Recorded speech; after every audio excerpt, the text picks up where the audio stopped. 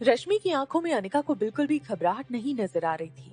भले ही उसके हाथ बंधे हुए थे, मगर वो बिल्कुल आराम से अपनी जगह पर बैठी रोहित को घूर रही थी। रोहित के हाथ में कुछ डॉक्यूमेंट्स थे, जिन्हें पढ़ते हुए वो एक के बाद एक हर पन्ने पर अपनी सिग्नेचर्स कर रहा था। रोहित का स्टाइल और एटीट्यूड देखकर अनिका को उस रोहित की याद आ गई, जिसे उसने पहली बार मनाली में देखा था। रोहित के चेहरे को देखकर कोई भी अनजान आदमी उसके पास जाने की कोशिश नहीं करता। उसके बैठने का स्टाइल, डॉक्यूमेंट पकड़ने का स्टाइल, सब कुछ काफी पावरफुल नजर आ रहा था। रश्मि के ठीक पीछे रोहित का खास सेक्रेटरी चिराग मेहता खड़ा था। चिराग मेहता ने रश्मि की ओर झुककर बड़े ही आराम से कहा, देखिए मिस, हम आपको ज्यादा परेशान नहीं करना चाहते हैं। यहाँ पर अगर आपकी कोई मदद कर सकता है तो वो आप खुद हैं। अब जल्दी से हमें हमारे सवालों के जवाब दीजिए, और हम वादा करते हैं कि आपको खरोंच तक नहीं पहुंचेगी। रश्मि लगातार अपनी नजरें रोहित के ऊपर जमाए बैठी थी। चिराग की बातों को उसने पूरी तरह से इग्नोर कर दिया था। रश्मि ने रोहित की ओर देखते हुए चिराग से कहा, मैं जो भी बात करूंगी मिस्टर रोहित मारवा से करूंगी। बाकी हम दोनों के बीच की प्राइवेट बातें हैं, आपको बीच में पड़ने की कोई जरूरत नहीं है। रश्मि की इस बात पर चिराग अपने गुस्से पर काबू नहीं रख पाया। चिराग ने अपनी आवाज ऊंची करते हुए रश्मि से कहा, देखिए मैडम, शायद आप जानती नहीं कि मुझे भी ज्यादा बात करना पसंद नहीं है, और आप काफी लकी हैं कि मैं आपके साथ बात कर रहा हूँ। वरना बाहर जाकर लोगों से पूछिए कि मेरे साथ मीटिंग करने के लिए उन्हें कितने महीनों तक इंतजार करना पड़ता है। चिराग ने जरूर ये बात कैजुअली कही थी, मगर ये बात बिल्कुल सच थी। चिराग रोहित का सबसे करीबी असिस्टेंट था। लोग उसके करीब आने के लिए कई महीनों तक इंतजार करते रहते थे। चिराग के साथ दोस्ती करना बड़े बड़े लोग अपनी खुशकिस्मती समझते थे। चिराग जिस क्लब में जाता, उस क्लब में बड़े बड़े लोग मेंबरशिप लेकर उससे दोस्ती बढ़ाने की कोशिश करते, मगर उसके पावर का रश्मि पर कोई असर होता दिखाई नहीं दे रहा था। रश्मि ने अपनी आवाज ऊंची करते हुए रोहित की ओर देखकर कहा, मिस्टर मेहता, आप मेरे साथ जो भी करना चाहते हैं जरा सोच समझ कर कीजिएगा। वो क्या है ना कि अगर 24 घंटे में मैं यहाँ से बाहर नहीं निकली तो मेरे साथी मेरे गुमशुदा होने की रिपोर्ट कर देंगे, और अब तक तो लोग ये जान ही चुके होंगे कि मेरी जान का सबसे बड़ा दुश्मन कौन हो सकता है। मीडिया में इस बार आपका नाम पहले से भी ज्यादा उछलेगा। जो लोग आपको एक रिस्पेक्टेड बिजनेसमैन समझते थे, वो आपको अब क्रिमिनल और हत्यारा भी समझने लगेंगे। रश्मि की बातों का रोहित पर कोई असर नहीं हो रहा था। रोहित अपनी जगह पर बैठा एक के बाद एक अपनी हाथों में पकड़ी फाइल के पन्ने पलट रहा था। तभी चिराग ने रश्मि की बात का जवाब देते हुए कहा, मैडम एक बार जरा आप देखिए, आप कहाँ पर हैं। इस जगह को मारवा हाउस कहते हैं। यहाँ पर जो कुछ भी होता है उसके बारे में बाहर वालों को कभी कोई खबर नहीं हो सकती। और जहाँ तक बाहर वालों का सवाल है, तो मैं आपको इतना आश्वासन जरूर देता हूँ कि आपके साथ ही चाहे कितनी भी कोशिश कर लें, रोहित का नाम इंटरनेट पर उछालने में वो कभी कामयाब नहीं होंगे।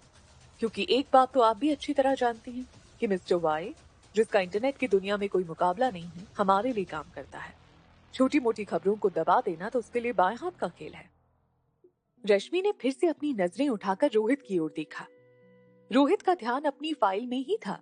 इस बार रश्मि की आवाज में थोड़ी नरमी जरूर आई थी, मगर फिर भी अपनी अकड़ बरकरार रखते हुए रश्मि ने रोहित से कहा, मिस्टर मारवा, अगर मैं 24 घंटे के अंदर यहाँ से बाहर नहीं निकली तो मेरे साथ ही सचमुच पुलिस कंप्लेंट कर देंगे। आपके लिए मुसीबतें बढ़ सकती हैं।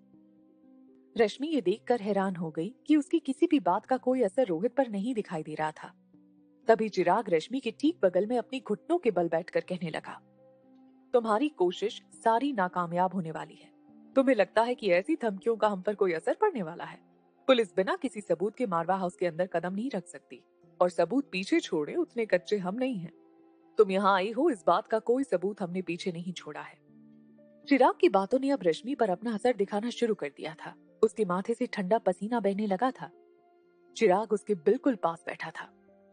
रश्मि जानती थी कि इस वक्त अगर वो डर से अपनी कदम पीछे हटा लेती है तो उसके हाथ लगा इतना बड़ा मौका कि वो मारवा खानदान की बहू बन जाए, वो हाथ से निकल जाएगा। इसलिए अपने अंदर के डर को खत्म करते हुए रश्मि ने चिराग की ओर देखकर कहा, तुम लोगों को क्या लगता है, अगर तुम लोगों ने मुझे इस चार दीवारी के अंदर मार दिया तो ये मामला यहीं खत्म हो जाएगा? मैं तुम लोगों को बता देना चाहती हूँ कि अगर मुझे एक छोटी सी खरोच भी आई तो मिस्टर मारवा और मारवा ग्रुप ऑफ कंपनी के लिए मैं एक बहुत बड़ी मुसीबत बनकर सामने आऊंगी। रश्मि की ये बात सुनने के बाद फाइनली रोहित ने अपनी हाथ की फाइल अपने पास रखी टेबल पर रखी। रोहित ने जैसे ही अपनी नजरें उठाई, वो अपनी जगह से खड़ा हो गया। रश्मि को लगा कि रश्मि की बातों का अब रोहित पर असर होने लगा था। कि तभी रोहित चिराग और रश्मि के पीछे खड़ी अनिका को देखकर अपनी जगह से खड़ा हो गया। अब तक जिस रोहित के चेहरे पर एरोगेंस और एटीट्यूड नजर आ रहा था, अनिका को देखते ही वो एरोगेंस बिल्कुल गायब हो गया। रोहित के चेहरे पर मुस्कान आ गई। अचानक ही रोहित के चेहरे पर बदलते हाव भाव को देखते हुए जमीन पर बैठी रश्मि को हैरानी होने लगी। हालांकि चिराग भी रोहित के बदले हुए हाव भाव को देखकर हैरान था, मगर वो एक बात समझ गया था कि पिछले कई महीनों से रोहित के चेहरे पर ऐसे हाव भाव तभी दिखाई देते थे जब उसके सामने अनिका होती थी। चिराग का शक सही निकला। जब उसने पीछे मुड़कर देखा तो दरवाजे के पास अनिका खड़ी थी। अनिका को देखते ही रोहित ने कहा, बड़ी जल्दी आ गई तुम, मुझे लगा तुम कुछ देर आराम करने के बाद आओगी। कमरे में अनिका को देखकर धीरे धीरे रश्मि को अनिका और रोहित की पूरी चाल समझ में आ गई। जो रश्मि अब तक ये समझ रही थी कि वो रोहित को अपनी जाल का शिकार बना रही थी, दरअसल वो खुद ही रोहित और अनिका की जाल में फंसती चली जा रही थी। रश्मि ने हैरान होकर अनिका की ओर देखकर कहा, इसका मतलब ये हुआ कि तुम दोनों ने मिलकर मुझे फंसाया है? रश्मि की बात का जवाब ना तो रोहित देना चाहता था और ना ही अनिका, मगर चिराग से रश्मि की बेचैनी बर्दाश्त नहीं हो रही थी। इसीलिए धीमी आवाज में चिराग मेहता ने रश्मि से कहा, बिल्कुल, तुम्हें क्या लगा कि तुम्हारे जाल में फंसकर मैंने और रोहित सर ने ये कदम उठाया है? तुम बिल्कुल गलत हो। दरअसल बात यह है ना कि मेरे रोहित सर अनिका मैडम को बहुत प्यार करते हैं और अनिका मैडम भी रोहित सर से उतना ही प्यार करती हैं। दोनों एक दूसरे के साथ आंखों ही आंखों में बात कर लेते हैं। अब जिनके बीच में इतना गहरा प्यार हो, दोनों के बीच में तुम्हारी वजह से कोई गलतफहमी पैदा हो जाएगी, तुम सोच भी कैसे सकती हो? इससे पहले कि वो रश्मि को और कुछ कहता, अनिका ने चिराग को इशारे से ये समझाया कि अब उसे ज्यादा वक्त बर्बाद नहीं करना चाहिए और रश्मि के साथ मुद्दे पर आकर उसका इंटरोगेशन पूरा करना चाहिए। अनिका का इशारा चिराग जल्दी ही समझ गया। उसने अपने आदमियों को रश्मि के पास बुलाते हुए फिर एक बार रश्मि से पूछा, तो आखिरी बार मैं नरमी से पेश आ रहा हूँ। सीधे सीधे अगर मेरी बात का जवाब मिल जाता है तो ठीक है, वरना वैसे तो मैंने आज तक किसी लड़की पर हाथ नहीं उठाया, मगर अगर तुम मुझे मजबूर करोगी तो मैं अपने उसूल तोड़ने पर मजबूर हो जाऊंगा। चिराग के आदमियों को अपनी ओर बढ़ते हुए देखकर रश्मि ने घबराहट में आकर एक ऐसी बात बोली कि सारे के सारे लोग अपनी जगह पर रुक गए। रश्मि ने कहा, देखो, तुम लोग मेरे साथ इस तरह का बर्ताव नहीं कर सकते। मैं तुम लोगों के बॉस रोहित मारवा के साथ संबंध बना चुकी हूँ। मैंने उनके साथ रात गुजारी है। क्या तुम एक ऐसी लड़की पर हाथ उठाओगे जिस लड़की के तुम्हारे बॉस के साथ संबंध है?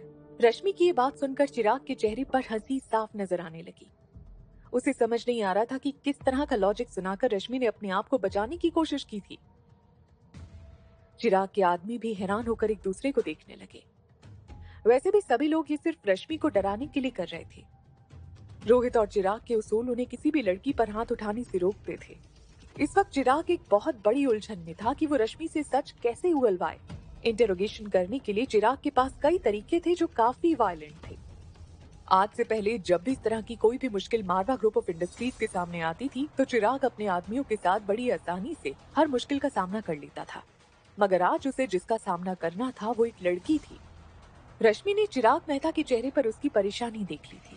वो समझ चुकी थी कि चिराग के उसूल उसे रश्मि पर हाथ उठाने से रोक रहे थे।